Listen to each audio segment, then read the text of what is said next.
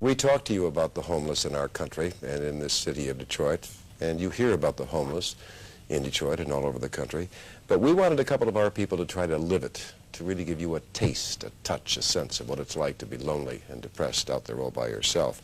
So producer Donella Madison and one of our camera persons, Herman McKalpain, knew it was going to be cold and lonely, but they found that's only part of the misery that haunts the homeless.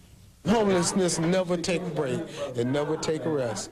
These people out here are fighting for their lives. They're fighting for just to be able to exist. And that existence doesn't include holidays. Herman and I joined 75 other people in a church basement on December 20th.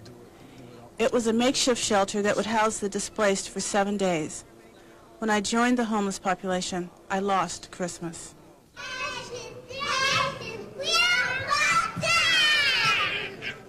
The children in the shelters played like other youngsters, but they didn't talk about Santa just days before his scheduled appearance. And the stories the adults told were not of sugar plums and reindeer. I lost my son about 7 months ago. He was in the Navy, and somehow or another he caught AIDS. And I just happened to be out on the streets. I was locked up at the time when I found out that he had passed, And I just kind of went all out wild.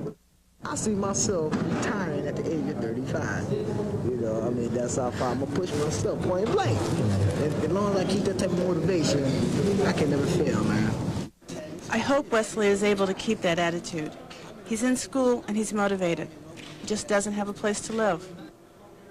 It was nearly 11 o'clock, time to try to get some sleep. I had no privacy. It was Sardine City in the gym, and we were sleeping 6 inches from each other. And the scent was incredible. The women and children slept in a separate part of the church. We had more space, but there were bad feelings in the air. I was new and they were suspicious of me. They let me know they would be watching my every move. At about midnight, 2 of the women got up to go to the bathroom. When they came back, one of them was carrying a metal folding chair. She walked to where another woman slept and began to hit her with the chair.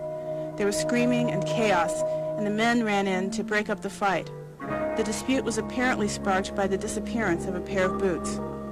There were threats and tension all night. As things settled back down, I was told that everyone was depressed because it was Christmas, and anguish could easily turn to anger. The shelters offer food and a warm place to stay, but you can't let your guard down there, not even for a moment. And that means you're never really at home. Tomorrow, we'll look at another side of life on the streets. In Detroit, I'm Donella Crawford, Channel 7 Action News reporting. That's the shelter in Detroit. There was also, by the way, a network of rotating shelters for people who are homeless that does exist in Oakland County.